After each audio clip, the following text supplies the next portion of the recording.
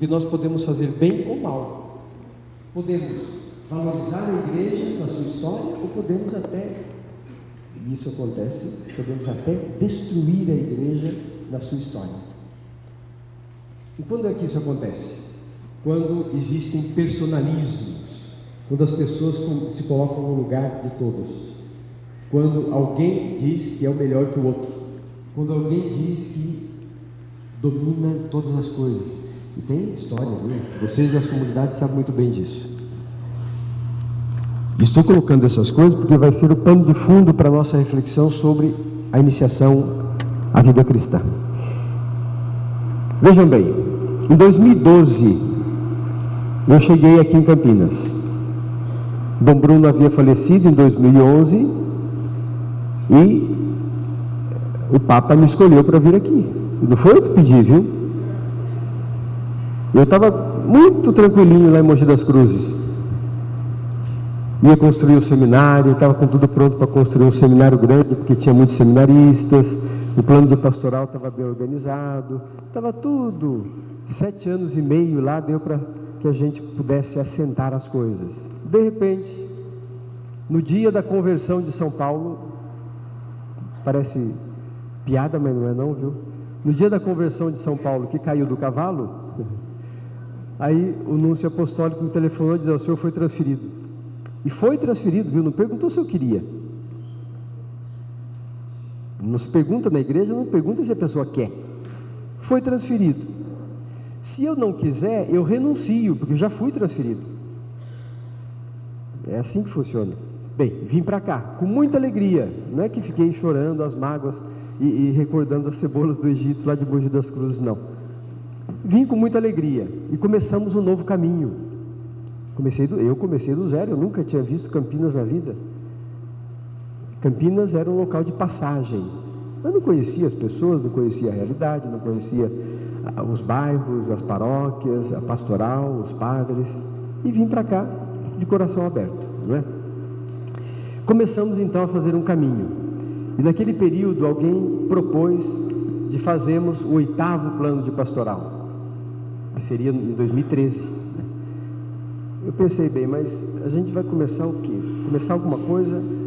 Eu estou chegando, é preciso conhecer tudo isso. Então, e se nós fizermos uma avaliação do que nós já trabalhamos até agora? Ao invés de fazer um novo, vamos avaliar o antigo, verificar até onde nós fomos. Nós tivemos capacidade de ir até onde? O impulso e a vontade nossa chegou até onde no plano de pastoral, na realização do 7º plano? E aí começamos a refletir. E, para minha surpresa, assim, no bom sentido, né? Não surpresa assim de ficar espantado, mas as coordenações, os padres aceitaram de fazer o caminho de revisão, criar, portanto, entre nós uma cultura de avaliação das coisas, não ficar fazendo, sem avaliar se nós conseguimos realizar mais ou menos. Então, avaliamos esse projeto, esse plano de pastoral, o 7º plano. Na avaliação, descobrimos o quê? Isso que eu estou falando, não precisaríamos criar um 8º. Era necessário nós retomarmos aquilo e aqueles elementos que nós não conseguimos implementar. Por isso, nós fizemos, no mês de setembro de 2012, um encontro arquidiocesano de espiritualidade pastoral. Estava prevista a assembleia. Fizemos um encontro de espiritualidade pastoral. E o tema foi a espiritualidade do seguimento de Jesus. Nós somos discípulos, temos que seguir Jesus Cristo. O que é que nos anima? O que é que nos motiva? Qual é a espiritualidade que nós temos? Em 2013 fizemos, então, no mês de março, no primeiro semestre, a aprovação do projeto de avaliação do 7º plano. Veja, pensamos um pouco e fizemos um projeto de avaliação do 7º plano. A coordenação colegiada de pastoral, com todos os outros organismos, fomos fazendo este projeto. O objetivo era qual? Ou os objetivos eram quais? Apoiar o processo de avaliação do 7º plano, tendo em vista a sua atualização. Orientar a realização de ações de avaliação em 2013, estimular a participação de todos os organismos arquidiocesanos, e isso foi feito, para isso foi feito um esforço, esse esforço de que tudo isso chegasse às comunidades e às paróquias, porque uma das constatações nossa foi de que muita gente lá da comunidade, das várias comunidades, até de paróquias, não tinha ouvido falar do 7º plano de pastoral. Vocês sabiam disso? Não tinha escutado falar do 7º plano. Então, como é que nós fazemos um plano de pastoral se isso não chega lá na base? Fica só na estrutura. Então, é preciso, de fato, fazer avaliação. E em 2013, no mês de setembro, como é previsto sempre, mais ou menos por aí, fizemos a nossa Assembleia Arquidiocesana de avaliação do 7º plano. Foi uma revisão para retomar o caminho. Em outubro, sistematizamos essas indicações da Assembleia. E aqui vocês se lembram? Vamos ver se a gente lembra, se vocês podem ajudar. Nós destacamos do 7º plano de pastoral 7 disposições para a sua atualização. Vocês se lembram disso? Qual foi a primeira disposição? A missão. Olha, a primeira disposição foi a missão. A segunda, acolhimento. Isso, vamos lá, gente, me ajuda. O acolhimento. Depois, a terceira disposição, o trabalho com a juventude. A outra disposição qual foi? Catequese e a formação, não é? A formação dos leigos, formação das comunidades, formação da consciência, então a formação e a catequese. Depois, a outra disposição foi a comunicação. E comunicação não é escrever carta, fazer boletim, fazer site, não é isso não. Comunicação, como é que nós comunicamos as coisas com relação à nossa fé? Já tem aqui um germenzinho do nosso tema de agora, não é? Depois, a penúltima disposição, renovar as estruturas. Lembra daquele pedido do documento de Aparecida, a conversão pastoral? Renovar as estruturas. E o último, o serviço solidário e a ação social. Aí eu fiz uma reflexão, dizendo o seguinte, veja bem, isso nós precisaríamos guardar, porque é um tesouro que nós descobrimos do 7º plano. Estavam lá, mas nós não tínhamos percebido tanto. E vejam bem, a primeira disposição para a missão, qual é a missão de nós, católicos, de nós, seguidores de Cristo? Qual é a nossa missão no mundo e na igreja? Dar testemunho, anunciar Jesus Cristo, sermos solidários, trabalharmos para que o mundo seja evangelizado, se transforme, não é? Então, esta primeira disposição, que é a disposição para a missão, está ligada à última, que é o serviço solidário e a ação social. É como se a gente pegasse o primeiro e o último e ligasse os dois. Aí nós vamos vendo os outros que estão aí no meio, não é? A segunda disposição para o acolhimento, está ligada à penúltima. Qual é a penúltima? Renovação das estruturas. Tem a ver, e tem muito a ver, o acolhimento e a renovação das estruturas. Nós queremos acolher as pessoas, mas a estrutura é tão pesada e tão dura que ninguém chega perto. Quem está dentro não sai, quem está fora não entra. Não é assim que acontece às vezes? E aí se alguém mexer nessa estrutura, o mundo cai, né? Então veja, esses desafios que foram sendo apontados nessa história da nossa arquidiocese. A terceira disposição, que é o trabalho com a juventude, com os jovens, está ligada à disposição para a comunicação. Qual é o grande desafio aqui, e que hoje nós fomos perceber? O grande desafio da transmissão da fé. Ah, mas nós vamos trabalhar com os idosos. Tá bom, precisamos. Vamos trabalhar com as categorias de pessoas, trabalhadores, profissionais. Tá bom, precisa. Mas se nós não evangelizarmos a juventude, nós perdemos tempo. porque eles vão ocupar o nosso espaço, eles vão vir na frente de nós. E como é que vai ser? Como é que nós estamos transmitindo isso? Então, a comunicação da fé e a evangelização da juventude, ou o trabalho com a juventude, estão muito ligados. Por fim, sobrou no meio um só, que é a catequese e a formação. Então, a catequese e a formação foi a grande chave para nós trabalharmos nesses anos todos, para podermos fazer todo esse trabalho. E eu acho que nós conseguimos alguma coisa, senão nós não estaríamos aqui. Nós conseguimos alguma coisa, talvez não tenhamos conseguido muito, mas alguma coisa conseguimos. Depois disso, o que aconteceu? Em 2014, foi um ano muito tranquilo, nós fizemos o quê? A edição atualizada do 7º Plano de Pastoral, com a explicitação dessas 7 disposições. Então, fomos fazendo o caminho com isso. Em 2015, outra vez em setembro, fizemos a nossa Assembleia Arquidiocesana e assumimos de forma integral para a nossa Igreja Arquidiocesana o objetivo e as diretrizes da CNBB para a evangelização de 2015 a 2019.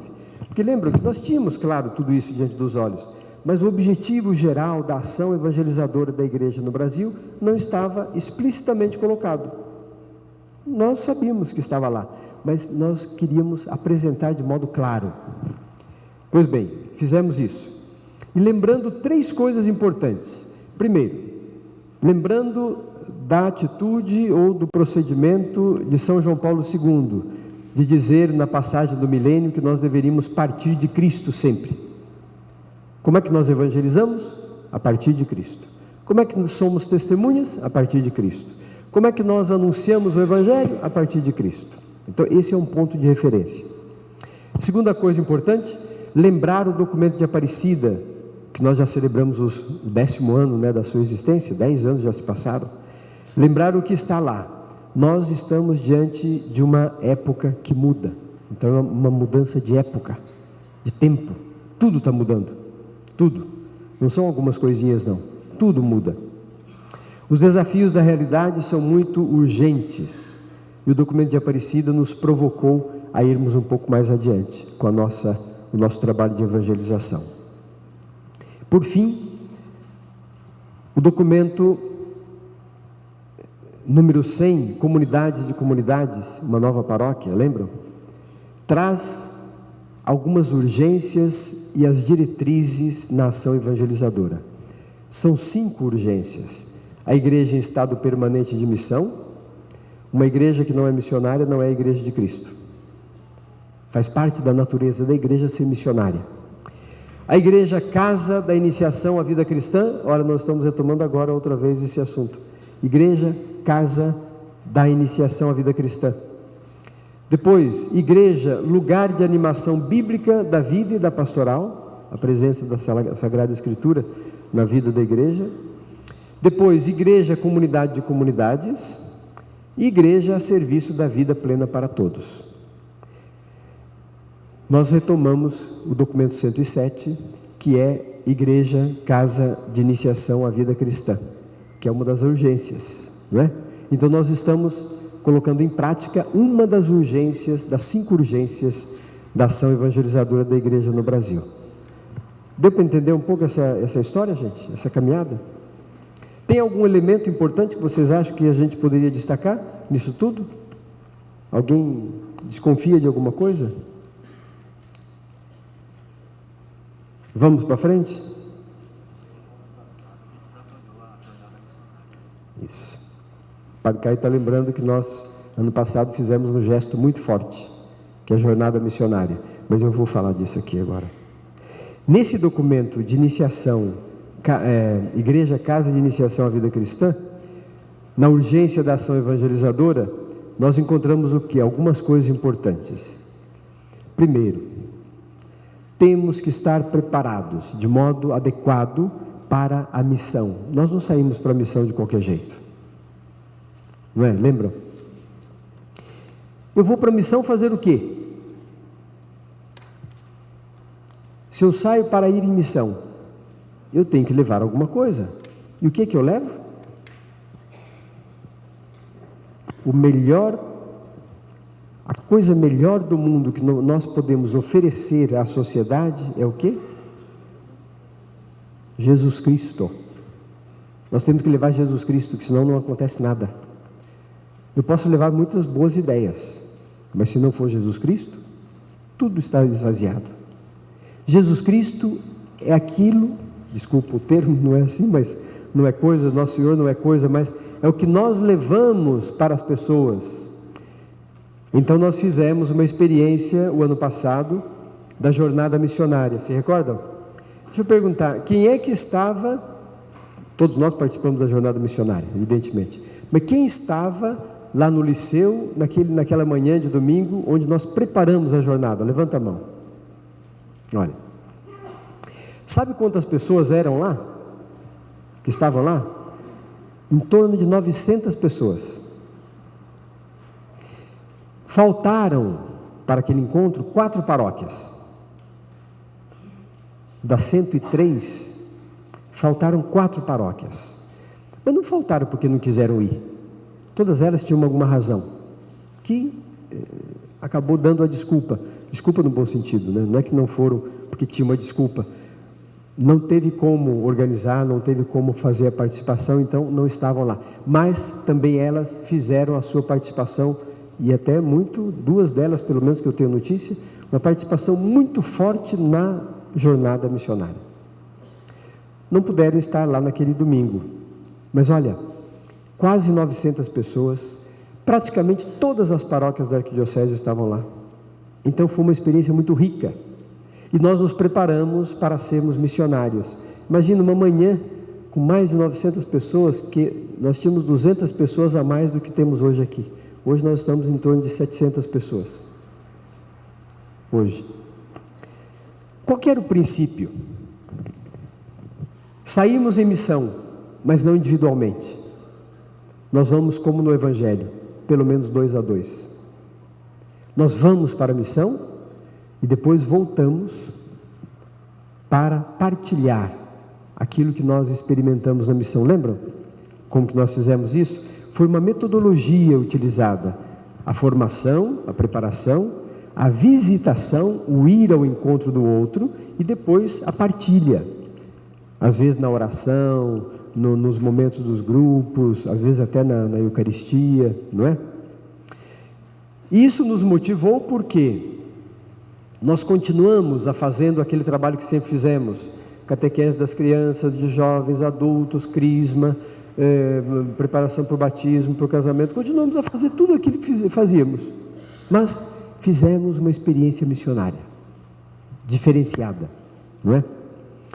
Depois tentamos, e estamos tentando ainda, encontrar o caminho para uma catequese de inspiração catecumenal. O que significa uma catequese de inspiração catecumenal? Não é do movimento, viu? Mas inspiração catecumenal significa entrar num caminho de iniciação. Eu começo, eu não entro lá no fim. Hoje nós temos um problema sério, viu? Tem gente que quer já começar a trabalhar como gerente. Ele não quer começar de baixo, ele já quer ser gerente, lá em cima. E se não chegar lá, ele não aceita o serviço.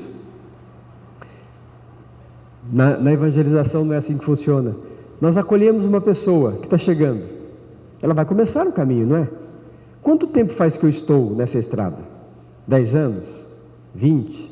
Alguns dizem, não, eu nem lembro quando comecei, eu nasci fazendo isso.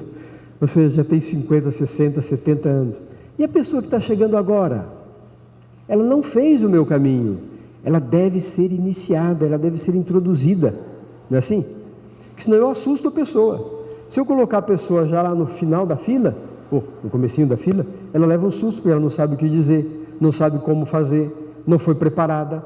É que nem pegar a pessoa e jogar dentro d'água sem que ela saiba nadar, né? Você pode morrer.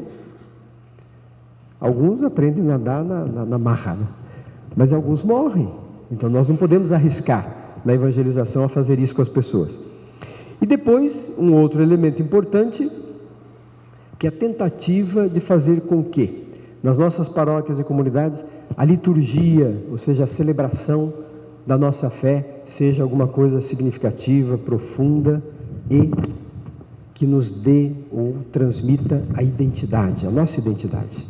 Nós não somos qualquer grupo, temos uma identidade, não é? Cristã, católica, assim por diante. Pois bem, essa história toda que nos ajuda a compreender o caminho que nós estamos fazendo e o motivo, como lembrou o Padre Eduardo, o motivo pelo qual nós estamos aqui. Neste primeiro encontro da Assembleia Arquidiocesana de Pastoral.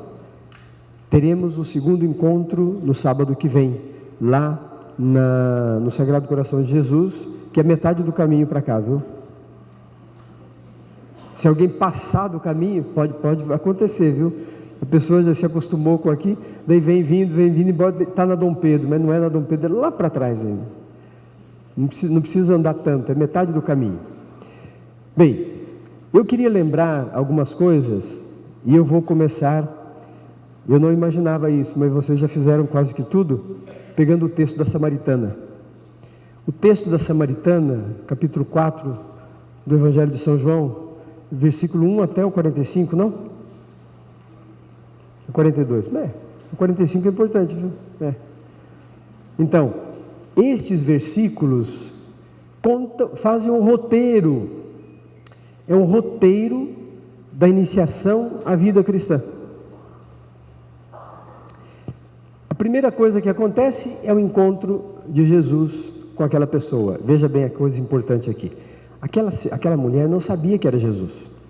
Era um homem, um judeu que estava ali perto. O que Jesus faz? Vai ao encontro dela. A primeira atitude missionária. Vai ao encontro da pessoa e começa a conversar com ela sobre alguma coisa importante. E o que era tão importante? O motivo pelo qual ela estava ali, buscar água.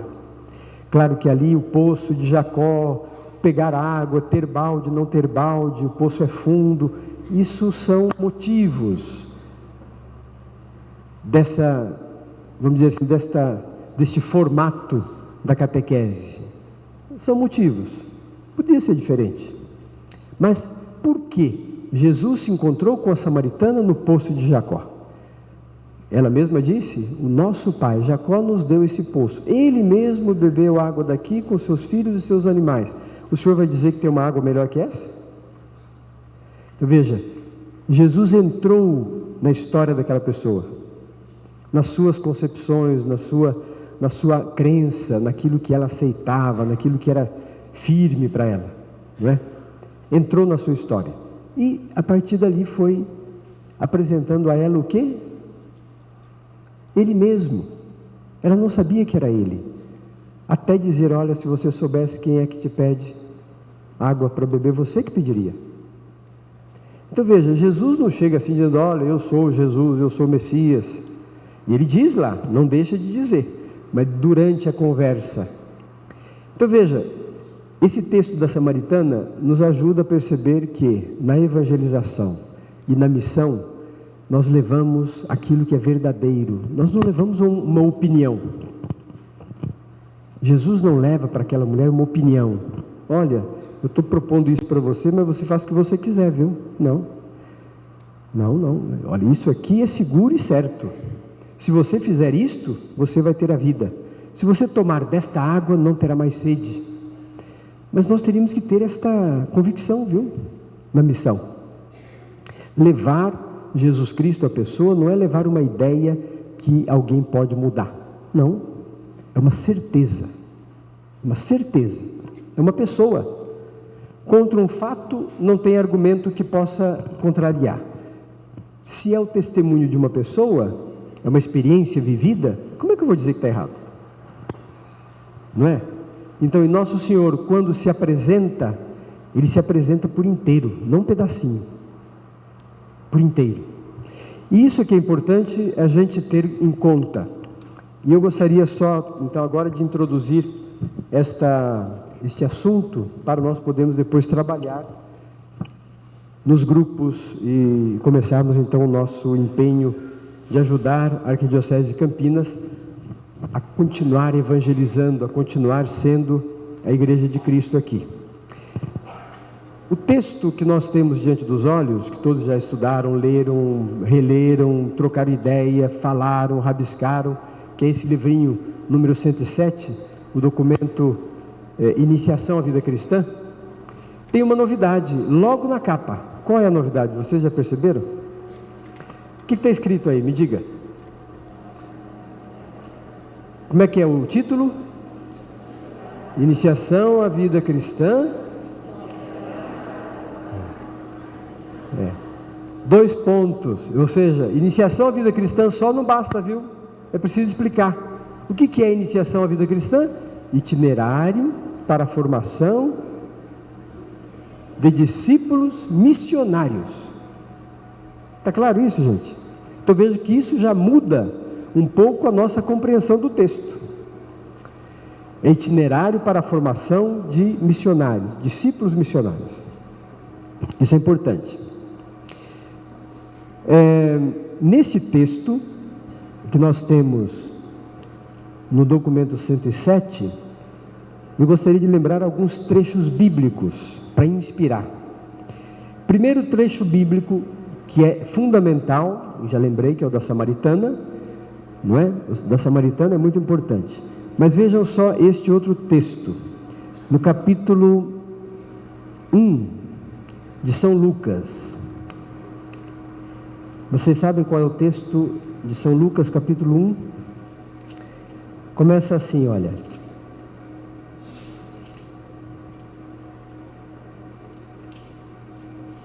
Naqueles dias, Maria pôs-se a caminho para a região montanhosa, dirigindo-se apressadamente a uma cidade de Judá. Entrou na casa de Zacarias e saudou Isabel. Ora, quando Isabel ouviu a saudação de Maria, a criança lhe estremeceu no ventre, e Isabel ficou repleta do Espírito Santo. Com um grande grito, imagina, olha a expressão do Evangelho, com um grande grito, ela exclamou: bendita és tu entre as mulheres e bendito o fruto do teu ventre. Nós não rezamos isso na Ave Maria? Não rezamos? E alguém me diz que a Ave Maria não está na Bíblia. E quando alguém diz, eu fico, eu fico com aquela cara redonda, né? Dizendo, quem sabe, né? Mas está aqui, ó. Precisamos de ter fundamentação dessas coisas. Depois, de onde me vem que a mãe do meu Senhor me visite? Esse é um trecho que inspirou também a nossa jornada missionária, lembra? Nós vamos ao encontro das pessoas para quê? Para levar Jesus Cristo. E deveríamos fazer como Nossa Senhora. E as pessoas deveriam fazer como Santa Isabel. Olha só aqui, a relação como é forte, não é? Levar Jesus Cristo provoca na pessoa algo novo. Algo novo. Outro texto bíblico importante, depois a gente vai, vocês podem utilizar, eu estou dando só esses exemplos, nem precisamos saber o capítulo, versículo, mas esse texto, essa história que é bíblica, não é? Um outro trecho importante é Mateus 28, 16 a 20. Vocês sabem o que é esse texto? Mateus 28, 16 a 20.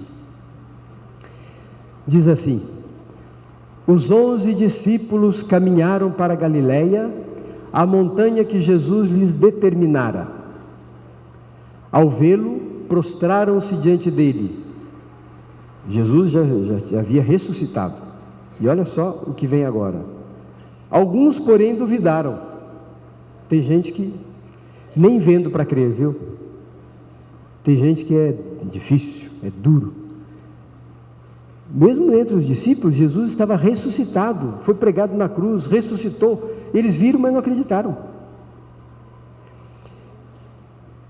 Jesus, aproximando-se deles, falou: todo o poder me foi dado no céu e sobre a terra. E aqui vem a grande novidade. Ide, portanto, e fazei que todas as nações se tornem discípulos, batizando-as em nome do Pai, do Filho e do Espírito Santo, e ensinando-as a observar tudo quanto vos ordenei. e eis que estou convosco todos os dias até a consumação dos séculos. A missão que a igreja recebeu de evangelizar. Fazei com que todas as nações se tornem meus discípulos. Olha só, que grandeza. Essa é a missão universal. Por isso nós não podemos fazer guetos, grupinhos de iluminados, para falar só para aqueles que entendem. Não, nós temos que anunciar o evangelho para todo mundo, para todas as pessoas. E se não fizermos isso, estaremos traindo aquilo que Jesus nos pediu, aquilo que Jesus nos deixou para fazermos. Um outro trecho importante, quer dizer, é só para repetir o que está aí, no Evangelho de São Marcos, capítulo 16, que é mais ou menos a mesma coisa, capítulo 16, versículos 15 e 16, que diz assim, Marcos 16, 15 a 16. E disse-lhes: ide por todo o mundo, proclamai o evangelho a toda criatura. Aquele que crer e for batizado será salvo. O que não crer será condenado. O julgamento não é nosso, não, e nós nem podemos fazer. Não é competência nossa dizer, olha, se você acreditar, você está salvo, se você não acreditar, você está condenado. Não somos nós que dizemos isso. Nós evangelizamos, apresentamos Jesus Cristo. O julgamento é do evangelho, é de Jesus Cristo, não é meu. E nem posso querer dar uma notícia dessa. De quem sou eu? Será que eu estou suficientemente evangelizado, eu mesmo? Será que eu me convenci de fato do evangelho? Se eu disser quem crer e for batizado será salvo, será que eu creio verdadeiramente? Ou sou interesseiro? Creio até que as coisas não tenham dificuldade para o meu lado. Se começou a ter algum problema, eu caio fora. Ninguém pode garantir muito isso, viu? Por isso que nós temos passo a passo, dia a dia, nós temos que construir a firmeza da fé, a constância da fé, a fidelidade da fé. E pedir a Deus força e coragem para que, se for preciso, dar um testemunho assim, radical, que eu tenha capacidade de dar, mas não por mim mesmo, porque é Deus e a graça de Deus que me dá força para isso. Nesse sentido, vejam, tem um outro trecho do Evangelho que é muito importante para irmos compreendendo esta noção de missão, de evangelização que queremos aprofundar aqui.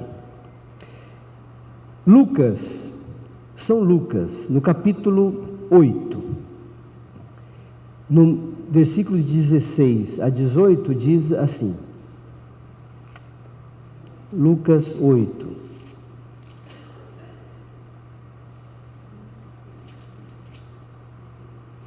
oito, 16 a 18.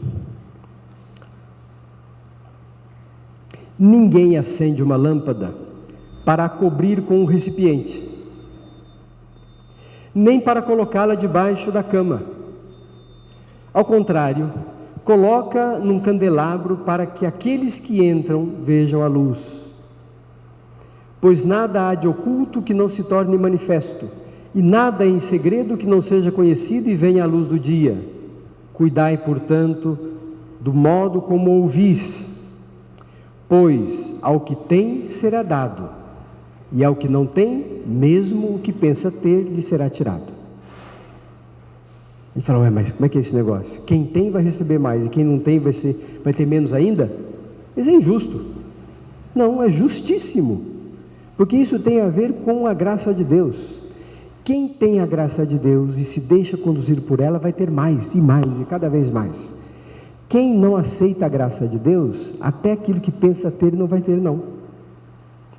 Então vejam, estes trechos do Evangelho são muito importantes. Tem vários outros que a gente poderia utilizar, mas não é o caso neste momento. Eu gostaria apenas de lembrar uma outra coisa importante. Vejam, considerando que iniciação à vida cristã, 2 pontos. Como é que é mesmo? itinerário para a formação do discípulo missionário, para formar discípulos missionários. Não podemos esquecer disso, viu? Senão a gente faz da iniciação à vida cristã um temazinho muito sem gosto. Não tem tempero. Aqui, esses 2 pontos da iniciação à vida cristã é que vai dar sentido a todo o trabalho de iniciação à vida cristã. Iniciação à vida cristã, portanto, é uma tentativa de responder a uma pergunta. Então, a pergunta que nós temos que ter atrás da orelha, como dizem, não é? A preocupação, a pulga atrás da orelha que nós temos que ter é essa aqui, olha. Como é que eu estou transmitindo a fé? Eu estou dizendo assim, como é que eu estou transmitindo a fé? Porque nós dizemos, como é que nós, igreja, estamos transmitindo a fé? Mas é assim, eu digo, como é que nós, igreja, quando diz respeito a mim pessoalmente, eu digo, não, mas é a igreja que faz isso. Mas eu não sou membro da igreja? O que me faz membro da igreja? Ainda é o batismo. Tem gente que acha que não é mais, viu? O que faz a pessoa ser membro da igreja? Participar da renovação carismática, ser do cursílio, do TLC, da equipe de Nossa Senhora, do ECC, da equipe do dízimo, da equipe de liturgia, da equipe de canto. Mas isso me faz membro da igreja? Não, isso não, isso é consequência. Me faz membro da igreja o batismo que eu recebi. E aí, então, eu me disponho, na medida em que eu tiver, me disponho para a catequese, para os ministérios, me disponho para os serviços e assim por diante, não é? Então veja, é melhor ser católico do que fazer coisa de católico, viu? Tem gente que faz tudo de católico, mas não é católico. Eu às vezes digo para os padres, é melhor ser padre do que fazer coisa de padre. Tem gente que faz muita coisa de padre, mas não é padre. Então veja, nós temos que entender um pouco essas coisas. É o batismo que me faz membro da igreja, membro de Cristo. E esta pertença a Cristo, ninguém e nada pode tirar. Ninguém e nada. Essa certeza nós temos que ter, gente. Nós ouvimos ali, o batismo salva. E para nós católicos, eu digo para nós católicos, porque para muitos cristãos já não é mais assim. O batismo salva, é necessário para a salvação. Não é uma coisa que eu escolho mais ou menos, se quero ou se não quero. O batismo para nós, na nossa compreensão e na doutrina da nossa fé, o batismo é necessário para a salvação.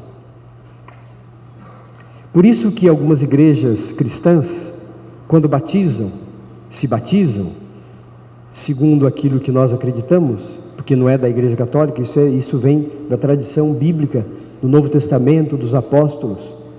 Quando batizam com esta intenção, batizam validamente. Nós não batizamos de novo, não. Tá certo? As igrejas chamadas históricas, né? Igreja metodista, igreja anglicana, e tem lá uma lista de igrejas que batizam. E batizam validamente, não precisa de batizar de novo. E nem pode. Tá certo? Às vezes na crisma eu digo assim para a meninada, né? Meninada mais ou menos, porque tem já alguns são meninos há muito tempo. Um filho que abandona a casa do pai, vai embora, não aparece mais, ninguém sabe se está vivo ou se morreu, deixou de ser filho. O pai resolveu deserdar o filho, diz, olha, não quero mais que você seja meu filho, pode ir embora daqui, cata as tuas coisas e vai embora. O pai fez isso, deixou de ser filho? É exatamente isso que acontece conosco, viu? Se nós fomos batizados, nós somos batizados católicos e pronto. Ah, mas eu não quero mais ser católico. O problema é seu, mas você é católico. E eu digo mais ainda, no dia do julgamento, porque tem o julgamento, você vai prestar contas diante de Deus como batizado católico. E como é que faz? É assim que funciona. Veja uma coisa que é importante aqui. A iniciação à vida cristã, como tentativa de responder uma pergunta, nos faz pensar em qual pergunta nós vamos responder com ela. A pergunta é a seguinte: como é que eu estou transmitindo a fé? E aí, agora, como é que nós católicos, como é que a Arquidiocese de Campinas, como é que as nossas paróquias, como é que as nossas comunidades, como é que nós estamos transmitindo a fé? A transmissão da fé é o testemunho de um encontro com uma pessoa. Testemunhar o encontro com uma pessoa, isso significa transmitir a fé. Então, meu irmão, minha irmã, se você não fez um encontro pessoal com Jesus Cristo, como é que você vai transmitir a fé? Como é que você vai transmitir a fé se você mesmo não acredita nisso? Lá no fundo você diz, bom, é mais ou menos. Cada um tem a sua fé, tanto faz. Se você não tem esta convicção, como é que você vai transmitir a fé para os outros? Então veja que a pergunta começa a ficar mais complicada, né? Começa a ficar um pouquinho mais complicada. O enunciado do título Iniciação à Vida Cristã, Itinerário para Formar Discípulos Missionários, apresenta uma diferença deste título, do texto do documento 107, com aquele outro livro que nós temos e usamos, chamado Rito da Iniciação Cristã de Adultos. É diferente. O rito da iniciação cristã de adultos dá o roteiro, o ritmo litúrgico para aqueles que foram iniciados na vida cristã, tá certo? Mas ele não substitui o trabalho catequético, ele não substitui essa preocupação nossa de iniciar, de formar discípulos missionários, não substitui, ele complementa. E no próprio texto, no documento 107, tem o momento exato em que nós podemos utilizar o ritual de iniciação cristã de adultos, que é o segundo passo, não é o primeiro passo. O primeiro passo é o trabalho todo, depois entra o segundo passo, que é o rito próprio para os sacramentos da iniciação cristã, tá certo? Uma outra coisa importante, o número 1 deste documento 107, também vocês já falaram aqui, eu não tinha preparado junto não, viu? Isso aqui eu já tinha escrito já faz tempo. Diz assim, eu vou ler porque é o trecho que está lá. Número 1, quem tiver o livro aí pode acompanhar. Diz assim, em 2013, o Papa Francisco, fazendo eco ao sínodo sobre a nova evangelização para a transmissão da fé cristã, olha aqui, é o tema nosso, afirmou que nos encontramos em uma nova etapa evangelizadora que deve ser marcada pela alegria e deve indicar rumos novos para a vida da igreja. E disse mais, é urgente a revisão de nosso processo de transmissão da fé. É o que nós queremos fazer. É urgente, diz o Papa, lá em 2013, hein? Já faz 4 anos isso. É urgente a revisão de nosso processo de transmissão da fé. É um desafio que interpela a todos e se realiza fundamentalmente em 3 âmbitos. E aqui tem 3 pontos fundamentais para depois nós também considerarmos nos trabalhos de grupo. Primeiro, o âmbito da pastoral ordinária, aquilo que eu falei, catequese das crianças, catequese de crisma, preparação para o batismo, preparação para o casamento, visita aos doentes, administração do sacramento das exéquias, confissão, eucaristia, missa. Isso é a pastoral ordinária, é a vida ordinária. Ajuda aos vicentinos, coleta de mantimentos para os mais pobres, agasalho para o tempo do frio, tudo isso é ordinário, faz parte do nosso dia a dia. Nós não devemos deixar de fazer. Outro âmbito, dos batizados que não vivem as exigências do batismo e daqueles que não conhecem ou recusam o Evangelho. Veja, aqui ajunta um monte de coisa. A pastoral ordinária, a primeira, dos batizados que não vivem as exigências do batismo, e a terceira, daqueles que não conhecem ou recusam o Evangelho. Então, são os desafios que nós temos. O nosso dia a dia, nas paróquias, comunidades, na nossa arquidiocese, Aquelas pessoas batizadas que não foram suficientemente evangelizadas, nós ficamos contentes que apareceram lá no dia da preparação para o batismo, pai, mãe, padrinhos e tal. Às vezes traz até a criança junto, que faz um barulhão danado, né? Criança é criança, não é? A gente fica, às vezes, querendo que a criança seja adulta. Não é criança. E vai se comportar como criança. Então, veja, aparece lá, faz 2 horas, 3 horas, uma semana, um final de semana, um mês, sei lá quanto tempo, e nós ficamos felizes da vida porque a pessoa participou da preparação para o batismo. Resolveu? Mas por que nós continuamos fazendo isso, se não resolve? Como diz o pessoal, fico dando murro em ponta de faca, né? Só me machuco e não saio do lugar. Não estou dizendo para parar, viu, gente? Tem que continuar fazendo isso. Temos que continuar, porque é um meio que nós temos. Mas precisamos melhorar, não é? Preparação para os noivos, para o casamento. Aí fazemos palestrinhas, né, para os noivos.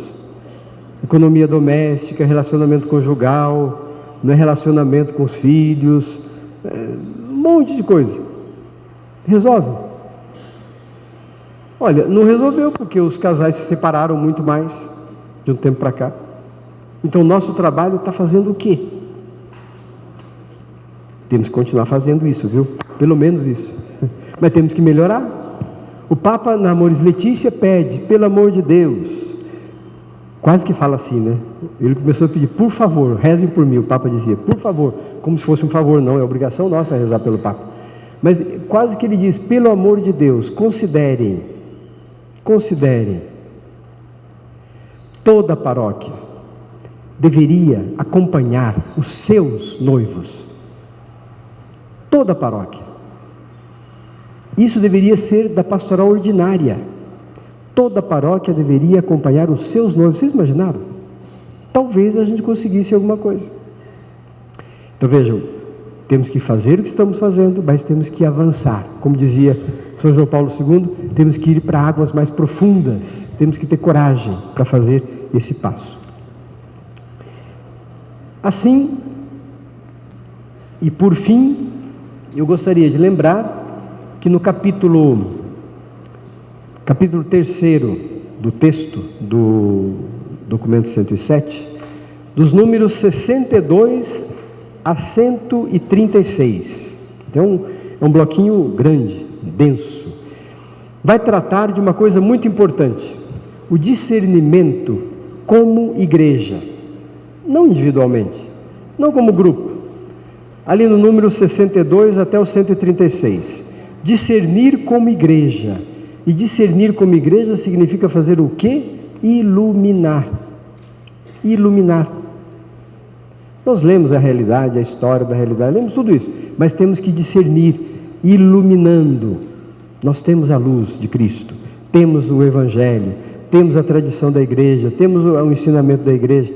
Nós devemos iluminar para discernir bem, enxergar bem os desafios e como é que nós vamos agir, que é o capítulo 4 depois, que são as propostas de ação, mas nós vamos ver depois como é que nós vamos trabalhar tudo isso.